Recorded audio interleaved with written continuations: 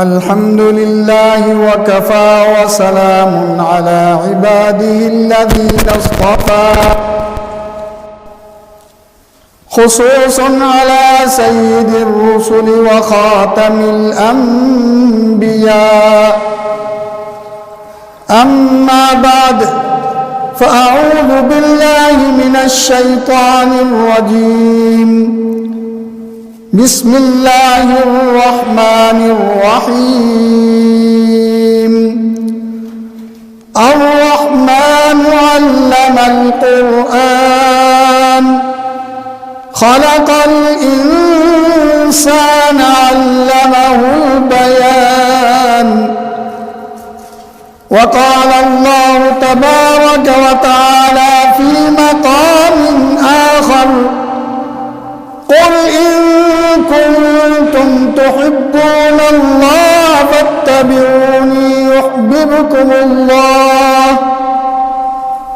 ويغفر لكم ذنوبكم والله غفور رحيم وقال النبي صلى الله عليه وسلم خيركم من تعلم القرآن وعلمه وقال النبي صلى الله عليه وسلم لا يؤمن أحدكم حتى أكون أحب إليه من والده وولده والناس أجمعين صدق الله وصدق رسوله النبي الكريم اللهم صل على محمد وعلى آل محمد كما صليت على إبراهيم وعلى آل إبراهيم إنك حميد مجيد اللهم بارك على محمد وعلى آل محمد كما باركت على إبراهيم وعلى آل إبراهيم إنك حميد مجيد سب حضرات ذوق و شوق سے میرے ساتھ درود شریف پڑھیں اللهم صل على محمد وعلى آل محمد كما صليت على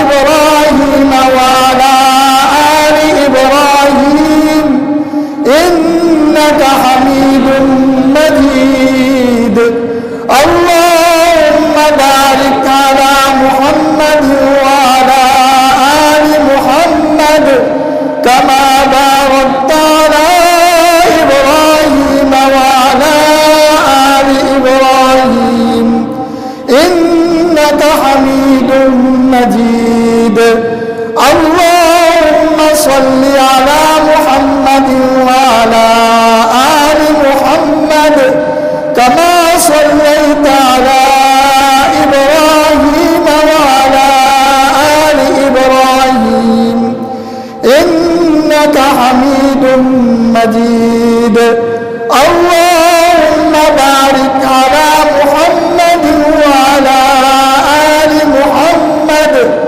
كما باركت على إبراهيم وعلى آل إبراهيم إنك حميد مجيد مولاي صل وسلم دائما أبدا على حبيبك خير الخلق كلهم والحبيب الذي ترجى شفاعته لكل هول من الأحوال مقتحم میرے انتہائی قابل قدر بزرگوں دوستوں عزیزوں میں آپ کو اس پروقار اور اس عظیم الشان رات کے اندر اس مسجد کے اندر قرآن پاک کا سنانا اس پر آپ کو مبارکباد پیش کرتا ہوں اور بالخصوص قاری حفیظ الرحمان صاحب جو صدہا مبارک کے مستحق ہیں کہ جنہوں نے اللہ کا قرآن الحمد سے لے کر والناس تک آپ کو سنایا اور آپ نے سنا، تو آپ سب لوگ مبارک کے مستحق ہیں، اور اس بستی والے اس لحاظ سے بھی خوش قسمت ہیں کہ ان کو ایک بہترین قاری نے قرآن پاک سنایا ہے۔ یقین کر لیں کہ جتنا اچھا اس نے پڑھا ہے ایسا قاری کم لوگوں کو ملتا ہے۔ میں حقیقت بیان کر رہا ہوں، میری عادت نہیں ہے کہ خوش آمد کروں، میں الحمدللہ خود قاری ہوں، میں نے پڑھا ہے اور میں جانتا ہوں کہ کون کتنا اچھا پڑھتا ہے۔ الحمدللہ اس بچے نے بہت اچھا پڑھا ہے، لیکن ایک تھوڑی سی کمی ہے، وہ میں اس کو بتاؤں گا۔ یہ ہمارا بچہ عزیز ہے، اس کو معوذتین دونوں ایک رکعت میں پڑھنی چاہیے تھی، اور دوسری رکعت جو ہے وہ الف لام میم سے شروع کرتا۔ یہ چونکہ کمی تھی، ہمارا فرض بنتا ہے اس کو بتانا۔ بہرحال آپ لوگ بہت خوش قسمت ہیں کہ آپ کو کچھ عرصے سے اللہ پاک نے قرآن سننے کا شرف عطا فرمایا ہے، اور دعا ہے کہ اللہ تعالیٰ اس مسجد میں تا قیامت قرآن پاک سننے اور سنانے کا عمل جاری رکھنے کی توفیق عطا فرمائے، اور دعا ہے کہ اللہ تعالیٰ اس بستی میں جس طرح کے ایک حافظ پیدا فرما دیا ہے، اللہ تعالیٰ بے شمار حافظ قرآن جو ہے پیدا فرما دے، دین کے عالم اللہ پاک اس بستی کے اندر پیدا فرما دے۔ آج کے میری اس تقریر کا، میرے بیان کا موضوع قرآن اور صاحب قرآن ہے، دونوں کی شان آپ نے طاقت کے مطابق میں بیان کروں گا، کیونکہ میں خود ایک کمزور بیمار آدمی ہوں۔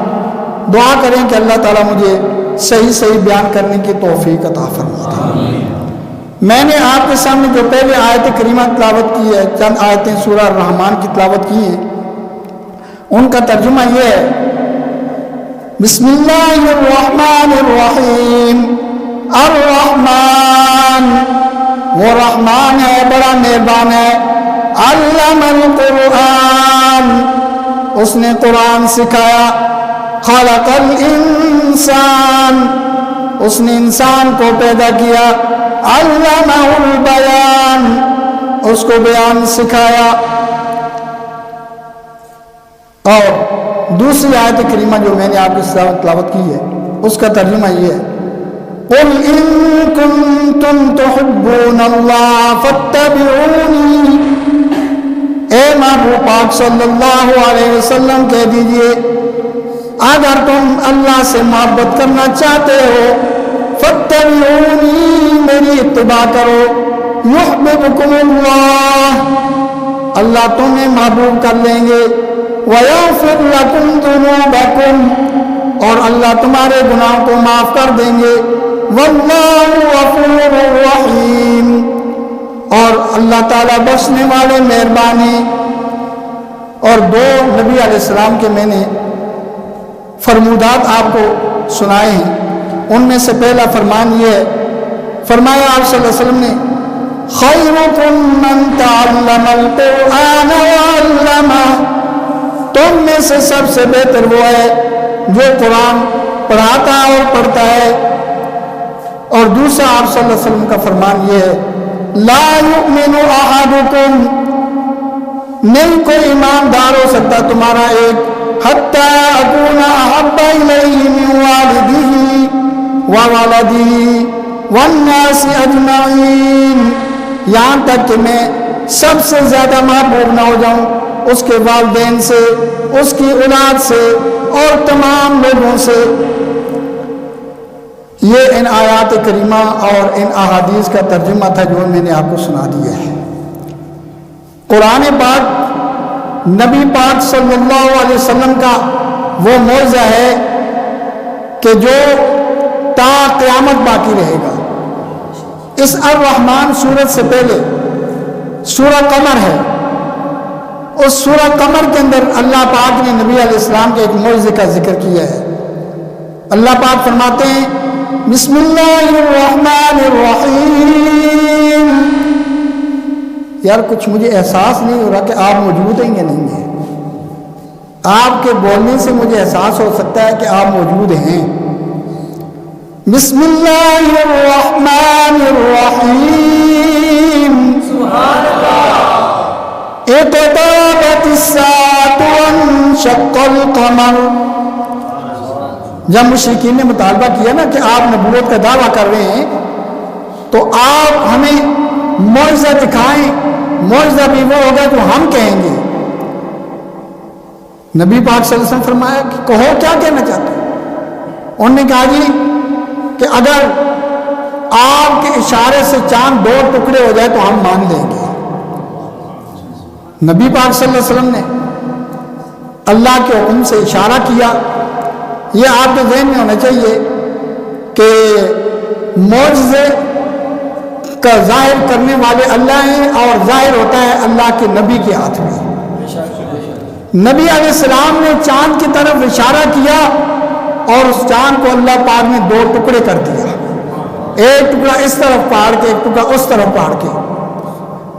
جب یہ دیکھا, اور یہ عرب کے لوگوں نے نہیں دیکھا بلکہ ہندوستان کے اندر ایک مہاراجا تھا, اس نے بھی دیکھا تھا. وہ آپ نے چبارے پہ بیٹھا ہوا تھا, اس نے کیا دیکھا, چاند 2 ٹکڑے ہوا ہے, ایک ٹکڑا اس طرف ایک اس طرف. اب چاہیے تو یہ تھا کہ وہ بدبخت مان لیتے, لیکن جن کی قسمت میں اللہ نے ایمان نہ لکھا ہو وہ مان نہیں سکتے. تو اب بدبخت کہنے لگے کہ پہلے تو آپ کا جادو زمین پہ چلتا تھا, آپ تو آسمان پہ بھی چلنے لگ گئے ہیں جی ایسے. تو اللہ تعالیٰ نے فرمایا اقتربت الساعۃ, قیامت قریب آ گئی. وانشق القمر, اور سورج چاند جو ہے وہ ہٹ گیا. یہ قیامت کی پہلی نشانی تھی, چاند کا 2 ٹکڑے ہونا. تو نبی علیہ السلام کی تشریف آوری بھی جو تھی وہ قرب قیامت تھی. آپ نے خود فرمایا کہ میں اور قیامت, اس طرح اشارہ کیا کہ اتنا میں اور قیامت کا فرق ہے, قیامت اتنی قریب ہے. تو اللہ تعالیٰ فرما رہے اقتربت الساعۃ وانشق القمر, قیامت قریب آ گئی اور چاند 2 ٹکڑے ہو گئے. اور سورہ انبیاء میں ایک اور مقام پہ اللہ تعالیٰ فرماتے ہیں بسم اللہ الرحمن الرحیم. اقترب للناس حسابهم وهم في غفلة معرضون. حساب کا وقت قریب آ گیا اور لوگ غفلت میں اعراض کیے ہوئے ہیں. اب یقین کریے یہ ہمیں لمحہ فکریہ ہے کہ 1400 سال بلکہ 1450 سال ہونے کو ہیں. اللہ تعالیٰ نے یہ فرمایا کہ حساب کا وقت قریب آ گیا ہے اور لوگ غافل ہیں. تو اب ہمارے تو 1450 سال گزر چکے ہیں, اب ہمیں کتنی فکر کرنی چاہیے. لیکن اللہ پاک کا آپ لوگوں کے اوپر کرم ہے, فضل ہے کہ اللہ نے اپنے گھر کے اندر آپ کو بلایا ہے. کیونکہ آپ نے گھر کے اندر کوئی کسی کو تب ہی بلاتا ہے جب اس کے ساتھ محبت کرتا ہے. تو گویا کہ اللہ کے آپ محبوب ہیں, اللہ نے آپ نے گھر کے اندر بلایا اور بیٹھنے کی توفیق عطا فرمائی. ورنہ بعض لوگ آتے ہیں ان کو جانے کی جلدی ہوتی ہے, لیکن اللہ نے آپ کے دل میں یہ شوق ڈالا ہے کہ ہم قرآن اور صاحب قرآن کے متعلق کچھ سن کر آئیں گے, وہاں بیٹھیں گے.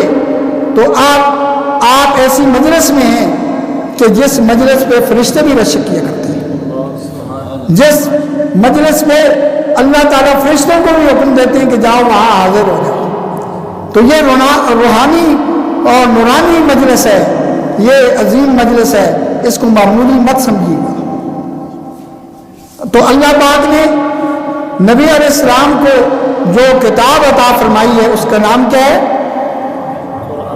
قرآن مجید. جزاک اللہ. یہ بڑی عظمت والی کتاب ہے. اس کے پڑھنے پڑھانے والے بڑے عظیم ہوتے ہیں, اس کے سننے والے بڑے عظیم ہوتے ہیں، اور قرآن پڑھنے والوں کے ساتھ محبت کرنے والے بڑے عظیم ہوتے ہیں۔ نبی کریم صلی اللہ علیہ وسلم نے فرمایا 4 میں سے ایک ہو جا، یا قرآن پڑھانے والا ہو جا، یا قرآن پڑھنے والا ہو جا، یا قرآن سننے والا ہو جا، یا قرآن والوں سے محبت کرنے والا ہو جا، 5واں نہ ہونا، 5واں نہ ہونا، یعنی ان کے ساتھ دشمنی کرنے والا نہ بننا۔ تو اللہ تعالیٰ کا شکر ہے کہ اللہ تعالیٰ نے ہمیں ان 4 درجوں میں رکھا ہے، قرآن پڑھنے والا بھی بنایا، قرآن پڑھانے والا بھی بنایا ہے، قرآن سننے والا بھی بنایا ہے، اور قرآن والوں کے ساتھ محبت کرنے والا بھی بنایا ہے۔ یہ عظیم کام ہے میرے دوستو، یہ معمولی چیز نہیں ہے۔ کوئی قرآن کے ساتھ وابستگی یہ ایک سب سے عظیم کام ہے۔ یہ اس کی قدر پتہ کب معلوم ہوگی؟ جب یہ آنکھ بند ہو جائے گی، جب دنیا سے چلے جائیں گے، پھر معلوم ہوگا کہ قرآن کے ساتھ محبت کرنا، قرآن کے ساتھ وابستگی، قرآن کے ساتھ تعلق یہ کتنا عظیم کام ہے، کتنا اللہ کا خصوصی احسان رہا ہے۔ یہ قرآن پاک یہ اتنی عظیم کتاب ہے کہ اللہ نے اس سے پہلے کئی کتابیں، کئی صحیفے اتارے، لیکن اللہ پاک نے اس کی حفاظت، ان کی حفاظت آپ نے ذمہ نہیں دی۔ تورات کے بارے میں خود قرآن پاک کے اندر اللہ تعالیٰ فرماتے ہیں بسم اللہ الرحمن الرحیم انا انزلنا التوراة فیہا ھدی ونور یحکم بها النبیون الذین اسلموا للذین ہادوا والربانیون والاحبار بما استحفظوا من کتاب اللہ۔ اللہ تعالیٰ فرماتے ہیں تورات کے اندر بھی ہدایت، نور تھی، نور تھا، لیکن اس کی حفاظت اللہ نے انسانوں کے ہاتھ میں دی۔ اور پھر انسانوں نے کیا کچھ کیا، انہوں نے کتنی خرابیاں کی، کتنی گڑبڑ کی۔ الامام والحفیظ کہ کتنا اللہ پاک کی کتاب کو انہوں نے بگاڑا۔ پھر انجیل کے اندر کتنی گڑبڑ کی۔ الغرض کہ ان کتابوں کو اللہ نے ایک وقت کے لیے نازل کیا تھا، ایک وقت کے لیے ان سے ہدایت ملنی تھی، اس لیے ان کی حفاظت اللہ پاک نے لوگوں کے ہاتھ میں دی۔ لیکن یہ قرآن پاک جس طرح نبی پاک صلی اللہ علیہ وسلم کی نبوت قیامت تک ہے، اس طرح قرآن پاک جو آپ کو ملنے والی کتاب ہے اس نے بھی قیامت تک باقی رہنا ہے۔ اس لیے اللہ نے اس کی حفاظت انسانوں کے ہاتھ میں نہیں دی، بلکہ اللہ تعالیٰ خود فرماتے ہیں اِنَّا نَحْنُ نَزَّلْنَا الذِّكْرَ وَإِنَّا لَهُ لَحَافِظُونَ۔ سبحان اللہ، بے شک ہم نے اس قرآن پاک کو اتارا ہے اور ہم ہی اس کی حفاظت کریں گے۔ تو دیکھیں حفاظت کا کیا نظام بنایا اللہ پاک نے۔ ہر زمانے میں سینکڑوں نہیں ہزاروں لوگ ایسے پیدا ہوئے جنہوں نے الحمد سے لے کر والناس تک قرآن کو آپ نے سینے میں محفوظ کیا۔ سب سے پہلے حافظ قرآن پاک کے خود آن صلی اللہ علیہ وسلم ہے۔ نبی کریم صلی اللہ علیہ وسلم کے قلب اطہر پر سب سے پہلے اللہ پاک نے قرآن پاک کو جمع فرمایا۔ بسم اللہ۔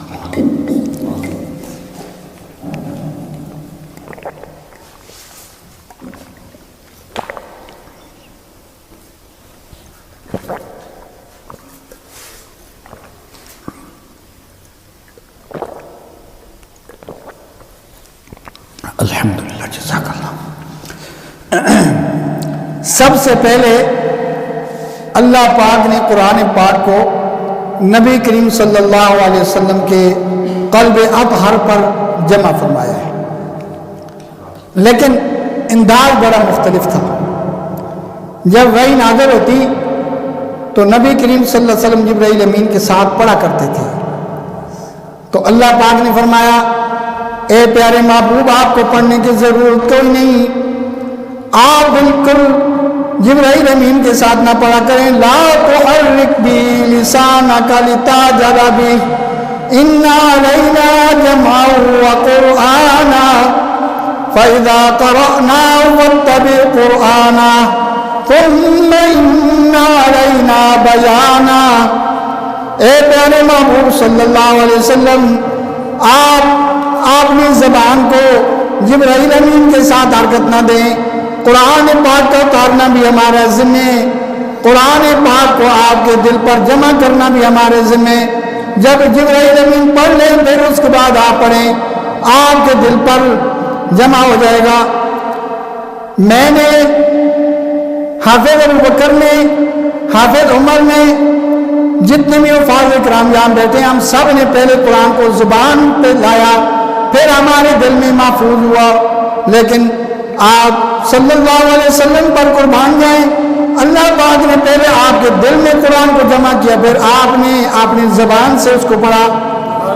یہ مختلف انداز ہے۔ سب سے قرآن کے پہلے حافظ جو ہیں ان کے دل میں پہلے اللہ پاک نے قرآن کو جمع کیا، اور پھر اس کے بعد اللہ پاک نے ان کی زبان پہ قرآن کو جاری فرمایا، اور پھر 23 سال کے اندر اللہ پاک نے قرآن جو آپ پر نازل فرمایا، بعین ہی آپ صلی اللہ علیہ وسلم نے آپ نے صحابہ کو سکھایا۔ اور حجۃ الوداع کے موقع پر آپ صلی اللہ علیہ وسلم نے یہ فرمایا تھا، فَلْيُبَلِّغِ الشَّاهِدُ الْغَائِبَ۔ پہلے آپ نے فرمایا کیا میں نے اللہ کی امانت تم تک پہنچا دی؟ سب صحابہ کرام نے عرض کی، یا رسول اللہ آپ نے پہنچا دی۔ پہنچائی نہیں بلکہ پہنچانے کا حق ادا کر دیا ہے۔ پھر فرمایا کہ اب میں نے تم تک پہنچایا ہے، اب تم جو ہے حاضرین غائبین تک پہنچاؤ، یہ فرض بن جاتا ہے۔ تو اس لیے یہی قرآن پاک جو اساتذہ سے نقل ہوتے ہوئے ہم تک آیا، اور قاری حفیظ الرحمان نے آپ کو بھی الحمد سے لے کر والناس تک سارا سنا دیا ہے۔ اللہ کرے کہ اس قرآن پاک کے اندر جو اللہ نے پیغام دیا ہے وہ بھی ہمیں سمجھ آ جائے۔ اگر قرآن پاک کا پیغام ہمیں سمجھ آ جائے تو یقین مانے ساری دوریاں ختم ہو جائیں گی، سارے اختلافات ختم ہو جائیں گے، سب بدگمانیاں ختم ہو جائیں گی۔ اللہ پاک کا قرآن اگر ہمیں سمجھ آ جائے تو پھر سب دوریاں ختم ہو سکتی ہیں۔ آج سب خرابیوں کا جو المیہ ہے وہ یہ ہے کہ ہم قرآن پاک سے دور ہیں۔ ہم برکت کے لیے صرف قرآن پاک پڑھتے ہیں، اس میں کوئی شک نہیں کہ قرآن پاک برکت کی کتاب ہے، قرآن پاک سے برکتیں حاصل ہوتی ہیں، قرآن پاک سے رحمتیں حاصل ہوتی ہیں، لیکن اصل میں قرآن پاک کو اللہ نے ایک دستور حیات، ایک ضابطۂ حیات بنا کر نازل کیا ہے۔ اگر ہمیں یہ سمجھ آ جائے، اگر ہمیں یہ پتہ چل جائے کہ قرآن پاک کا کیا پیغام ہے تو پھر یقین کریں قرآن پاک سننے کا مزہ آ جائے۔ آج آپ نے 20 سے اوپر صورتیں سنی، لیکن ترجمہ نہ آنے کی وجہ سے وہ مزہ یقیناً آپ کو نہیں آ سکا جو آنا چاہیے تھا، جو سمجھنے والے کو آتا ہے۔ تو جب آپ کو بھی یہ سمجھ آ جائے گی، جب آپ کو قرآن پاک کا ترجمہ آ جائے گا تو یقین کریں پھر آپ کو مزہ ہی آ جائے گا۔ اللہ کرے کہ ہمارے اندر یہ شوق پیدا ہو جائے کہ ہم قرآن پاک کا ترجمہ سیکھیں اور اس کو سمجھ کر پڑھیں سنیں، تو پھر ہماری زندگیوں میں وہ رونق آئے گی جو پہلے نہیں ہے۔ میرے عزیزو، قرآن پاک ایک ایسی عظیم کتاب ہے کہ جس سے انسان کا ایمان بڑھتا ہے۔ سورہ انفال میں اللہ تعالیٰ فرماتے ہیں کہ قرآن پاک جو لوگ سنتے ہیں ان کے دل نرم ہو جاتے ہیں اور ان کا ایمان جو ہے وہ بڑھ جاتا ہے۔ تو قرآن پاک سے انسان کا ایمان بڑھتا ہے۔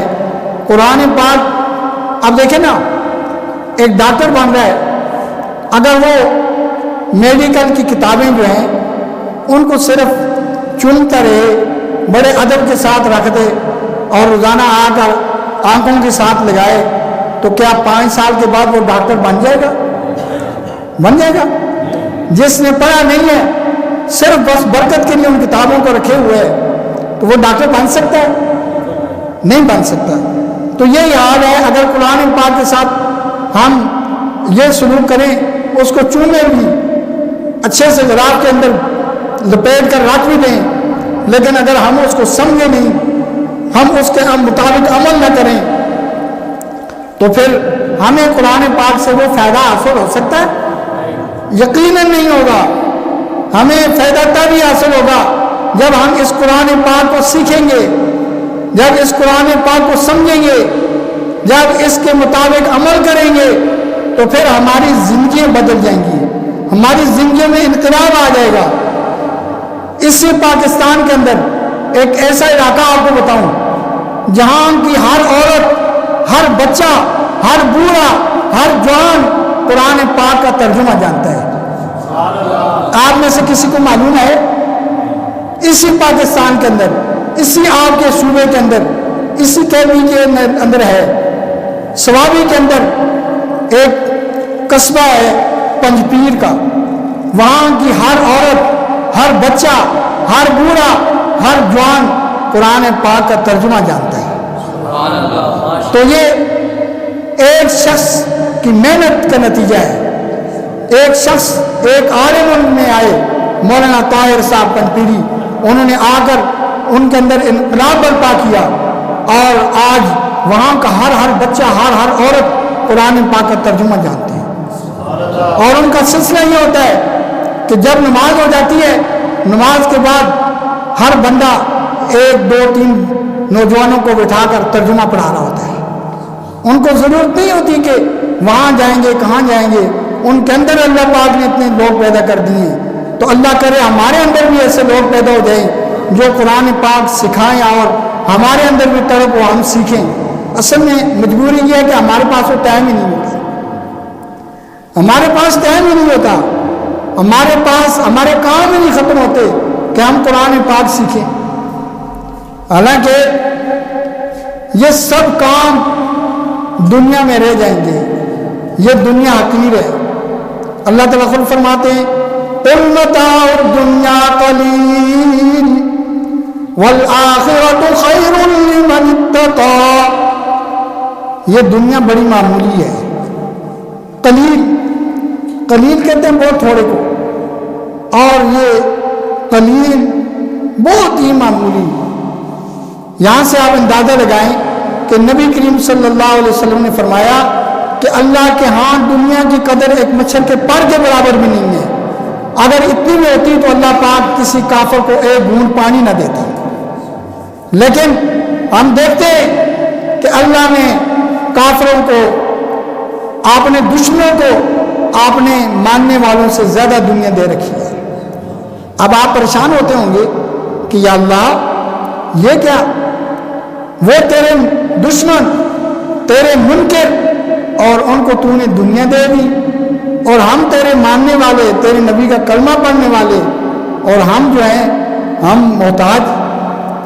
تو نبی کریم صلی اللہ علیہ وسلم نے یہ بات بھی ہمیں سمجھا دی، فرمایا الدنیا سجن المؤمن و جنت الکافر۔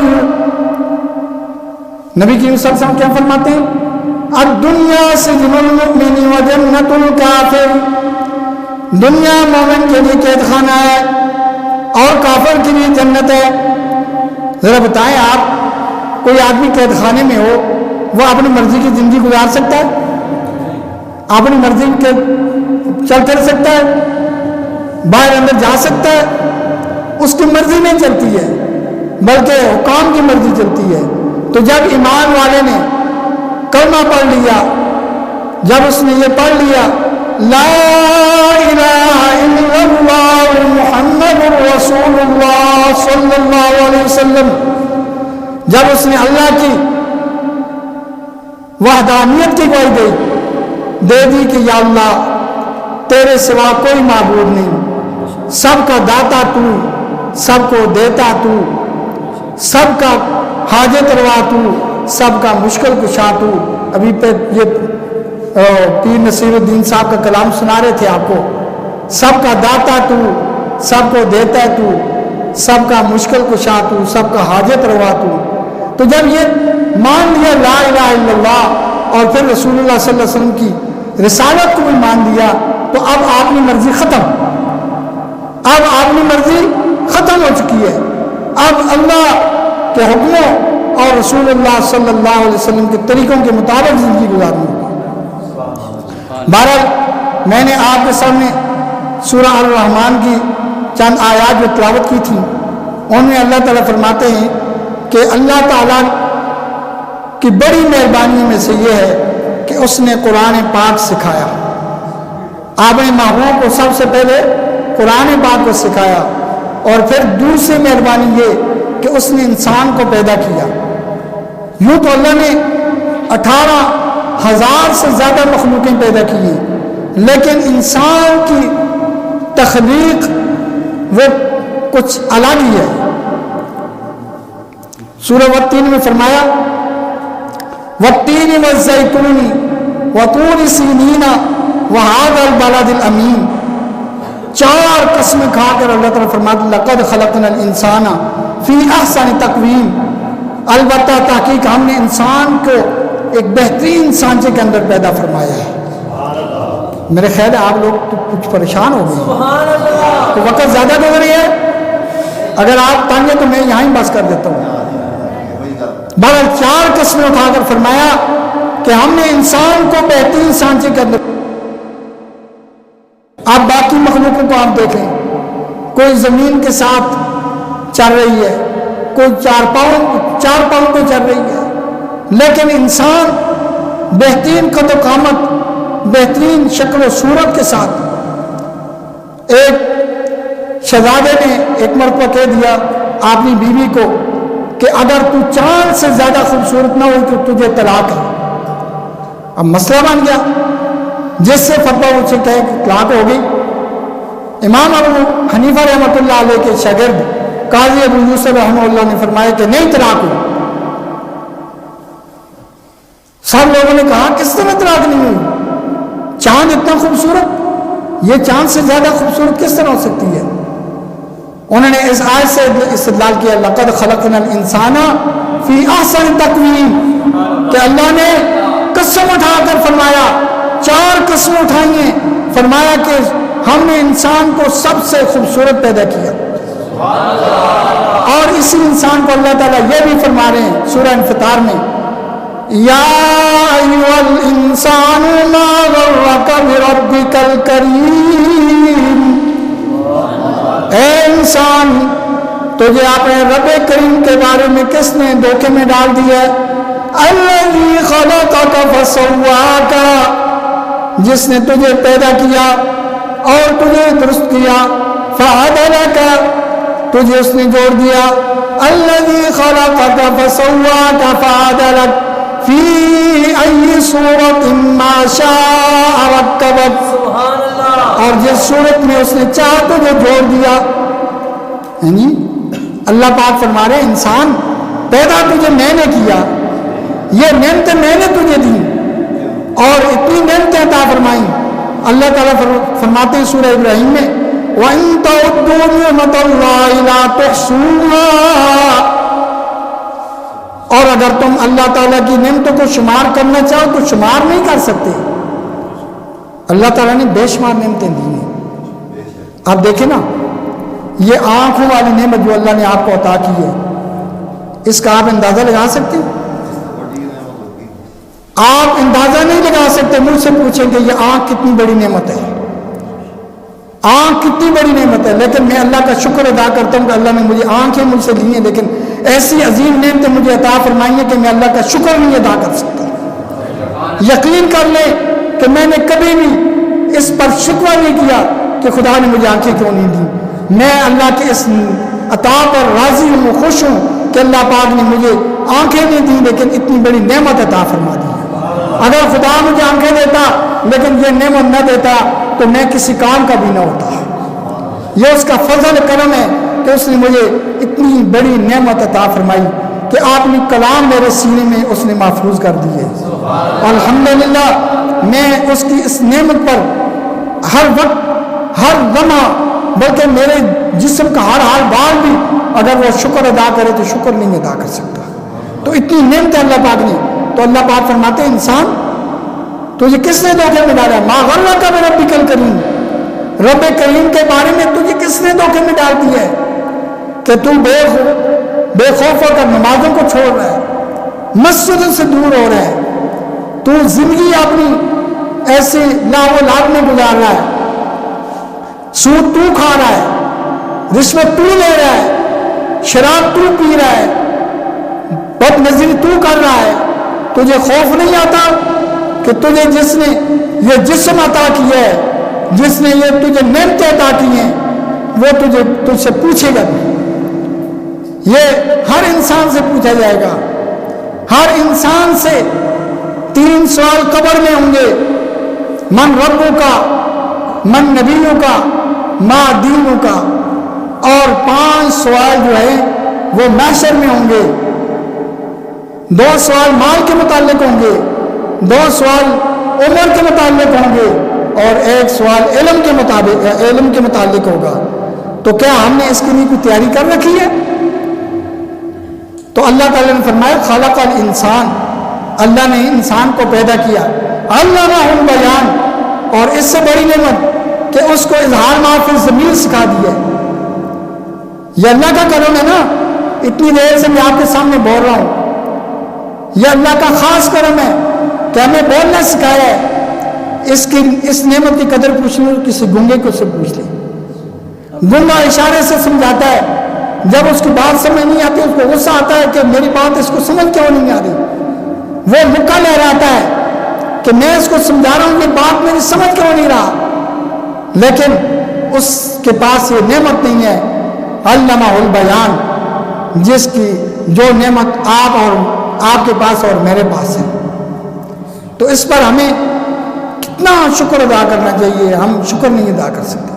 کسی اور مخلوق کو اللہ تعالیٰ نے یہ چیز سکھائی ہے؟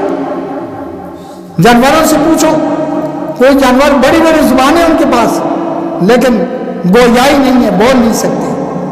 طوطے کو اگر آپ چند الفاظ رٹا دیں، وہ چند الفاظ تو بول سکے گا، لیکن اتنی دیر روحانگی کے ساتھ بول سکتا ہے؟ یہ اللہ کا انسان پہ کرم ہے۔ تو انسان پھر بھی اللہ کی اتنی نعمتوں کو استعمال کر کے پھر بھی اس کو یہ فکر نہیں پیدا ہوتی کہ میرے رب کا میرے لیے کیا حکم ہے، میرے رب کا میرے لیے کیا حکم ہے۔ 5 وقت مؤذن پکار رہا ہوتا ہے، حی علی الصلاۃ، آ جاؤ نماز کی طرف، حی علی الفلاح، آ جاؤ کامیابی کی طرف۔ تو کیا ہم آتے ہیں کامیابی کی طرف؟ ہمارے لیے کامیابی نوٹوں میں رکھی ہوئی ہے، ہمارے لیے کامیابی کاروبار میں ہے، ہم کامیابی اس کو سمجھتے ہی نہیں ہیں۔ حالانکہ کامیابی حقیقت میں یہی ہے، جب آنکھ بند ہو جائے گی پھر پتہ چلے گا کہ کامیابی نوٹوں میں ہے یا کامیابی مسجد میں آنے کی طرف ہے۔ تو بہرحال اللہ کا یہ عظیم کلام، اور خود نبی علیہ السلام نے فرمایا خیرکم من تعلم القرآن وعلمہ، تم میں سے سب سے بہتر لوگ وہ ہیں جو قرآن پڑھاتے ہیں اور پھر قرآن پڑھتے ہیں۔ تو کیا قرآن پاک کے ساتھ ہمارا تعلق ہو جائے تو ہماری خوش قسمتی نہیں ہو جائے گی؟ ہمارے لیے کامیابی کا پروانہ ہمیں نہیں مل جائے گا؟ اور دوسری آیت کریمہ جو میں نے آپ کے سامنے تلاوت کی، اللہ تعالیٰ نبی علیہ السلام کے زبان سے اعلان کروا رہے ہیں، تو ان کنتم تحبون اللہ فاتبعونی، اے محبوب پاک صلی اللہ علیہ وسلم آپ اعلان کر دیں کہ اگر تم اللہ سے محبت کرنا چاہتے ہو تو پھر میری پیروی کرو، نبی علیہ السلام کے طریقوں پہ چلو۔ تو فرمایا یحببکم اللہ، اللہ تم سے محبت کریں گے، پھر اللہ تمہیں اپنا محبوب بنا لیں گے۔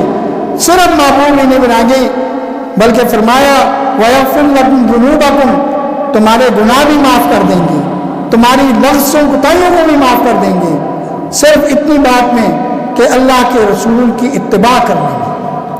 اللہ کے رسول کی اتباع کرو گے، اللہ کے رسول صلی اللہ علیہ وسلم کی سنتوں پہ چلو گے تو پھر تمہیں اللہ محبوب بھی بنا لیں گے، اللہ تمہارے گناہوں کو بھی معاف کر دیں گے، اور فرمایا کہ اللہ بخشنے والے رحم کرنے والے ہیں۔ اور جو میں نے دوسری حدیث آپ کے سامنے تلاوت کی تھی، نبی کریم صلی اللہ علیہ وسلم فرماتے ہیں تم میں سے کوئی ایماندار ہو ہی نہیں سکتا لا یؤمن احدکم، تم میں سے کوئی ایماندار نہیں ہو سکتا حتی اکون احب الیہ من والدہ وولدہ والناس اجمعین، جب تک کہ وہ اپنے والدین سے، اپنی اولاد سے اور تمام لوگوں سے زیادہ میرے ساتھ محبت نہ کرے۔ کیا یہ چیز ہمارے اندر ہے؟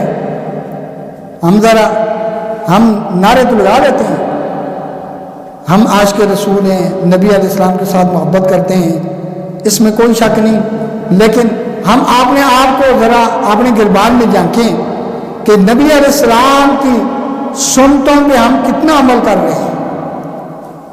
اگر عمل ہے تو اللہ کا شکر ادا کریں کہ ہم اللہ کے نبی کریم صلی اللہ علیہ وسلم کی سنتوں پر چل رہے ہیں، اور اگر کمی کوتاہی ہے تو پھر یہ لمحہ فکری ہے، اس پر غور و خوض کرنے کی ضرورت ہے کہ نبی علیہ السلام فرمانے ایماندار ہو ہی نہیں سکتے جب تک کہ سب سے زیادہ محبت میرے ساتھ نہ ہو۔ اور یہ محبت کس طرح ہوگی؟ کثرت سے درود شریف پڑھنے کے ساتھ۔ کثرت سے جب ہم درود شریف پڑھیں گے نبی علیہ السلام کے ساتھ محبت پیدا ہوگی، جب محبت آ گئی تو پھر اتباع آسان ہو جائے گی۔ صحابہ کرام نے نبی علیہ السلام کی ساتھ محبت کر کے پھر اتباع کی ہے، اور یہ اتباع جو ہے یہ ہم سے جو ہے نا ضروری ہے، ہم سے اس کا مطالبہ ہے کہ ہم اتباع کریں گے تو اللہ کے محبوب بن جائیں گے، اللہ ہمارے گناہوں کو بھی معاف کر دیں گے، اللہ ہمارے ساتھ محبت بھی کریں گے، پھر اللہ تعالیٰ ہمارے ساتھ معاملات کچھ اور فرمائیں گے۔ صحابہ کرام کے دور میں اللہ کے معاملات ان کے ساتھ کچھ اور ہوا کرتے تھے۔ جب زلزلہ مدینے میں آتا ہے حضرت عمر رضی اللہ تعالیٰ عنہ ڈورا مارتے ہیں، فرمایا کہ کیا تیرے اوپر عمر نے انصاف نہیں کیا؟ تو زلزلہ روک کیا۔ اور وہ حضرت عمر رضی اللہ تعالیٰ عنہ جو مصر کے اندر دریا کو خط لکھتے ہیں کہ اگر تو اپنی مرضی سے چلتا ہے تیری ضرورت نہیں ہے، اور اگر تو اللہ کی مرضی سے چلتا ہے تو پھر آج کے بعد تجھے رکنے کی کوئی ضرورت نہیں ہے۔ تو کہتے ہیں کہ اس وقت سے لے کر آج تک اس دریا کی روانی کے اندر کوئی فرق نہیں پڑا۔ تو یہ کیا تھا؟ یہ ان کے اندر نبی علیہ السلام کی اتباع تھی، نبی علیہ السلام کی سنتوں پر چلتے تھے، نبی علیہ السلام کے ساتھ سچی محبت تھی۔ تو اللہ تعالیٰ سے دعا ہے کہ اللہ تعالیٰ اپنے محبوب کے ساتھ ہمیں سچی محبت کرنے کی توفیق عطا فرما دے۔ اللہ تعالیٰ ہمیں اپنے نبی کا سچا محب بنا دے، سچا عاشق بنا دے، صرف ہم دعوے دار نہ ہوں بلکہ ان کے ساتھ سچی محبت کرنے والے ہوں، ان کے مشن کو دنیا تک پہنچانے والے ہوں، ان کے مشن کو دنیا تک ہم پہنچائیں، دنیا تک ہم ان دنیا والوں کو سنائیں کہ ہمارے نبی کریم صلی اللہ علیہ وسلم کا یہ فرمان ہے، یہ حکم ہے، یہ طریقہ ہے۔ تو انشاءاللہ پھر نبی علیہ السلام کے ساتھ دشمنی کرنے والے وہ دنیا سے خود ہی نیست و نابود ہو جائیں گے۔ یہ آپ صلی اللہ علیہ وسلم کے دشمن سب سے ذلیل ہیں، اللہ تعالیٰ ان کو ذلیل کرے گا، لیکن یہ پتہ کیا کرتے ہیں، کبھی کبھی کارروائی ایسی کرتے ہیں کچھ نہ کچھ کر کے پھر ہمیں جوش آ جاتا ہے، ہم جوش میں آ کر اپنا ہی نقصان کرنے لگ جاتے ہیں۔ یہ جتنی املاک ہم ضائع کرتے ہیں یہ ہمارے ہی ٹیکسوں سے بنی ہوئی ہیں، ہماری پیسے کی بنی ہوئی ہیں، ہم اپنا ہی نقصان کر لیتے ہیں۔ ہمیں سمجھ نہیں آتی کہ ہمیں احتجاج کسی اور طریقے سے کرنا چاہیے جس میں ہمارا اپنا نقصان نہ ہو۔ اپنا نقصان کا وہ بڑے مزے سے پھر تماشا دیکھتے ہیں کہ دیکھو ہم نے ان کو بھڑکایا اور انہیں نقصان کر دیا۔ تو ہم ان کو جواب یوں دے سکتے ہیں کہ نبی علیہ السلام کے طریقوں پر چلیں، نبی علیہ السلام کی سنتوں کو اپنائیں۔ جب یہ ہمیں دیکھیں گے تو پھر یقیناً ان کے اوپر روب ایسا پڑے گا۔ حضرت عمر رضی اللہ تعالیٰ عنہ کہا تھا مدینے میں، لیکن کیسر اور کسرا کے ایوانوں میں لرزہ طاری تھا۔ حضرت عمر رضی اللہ تعالیٰ عنہ کو اتنا روب تھا کہ وہ اپنے ایوانوں کے اندر جو ہے نا ڈرتے تھے، گھبراتے تھے۔ صرف کیا تھا؟ حضرت عمر رضی اللہ تعالیٰ عنہ کی زندگی میں نبی علیہ السلام کے طریقے موجود تھے، نبی علیہ السلام کی محبت موجود تھی۔ تو بہرحال اللہ تعالیٰ سے دعا ہے کہ اللہ تعالیٰ ہمیں نبی علیہ السلام کا سچا عاشق بنائے۔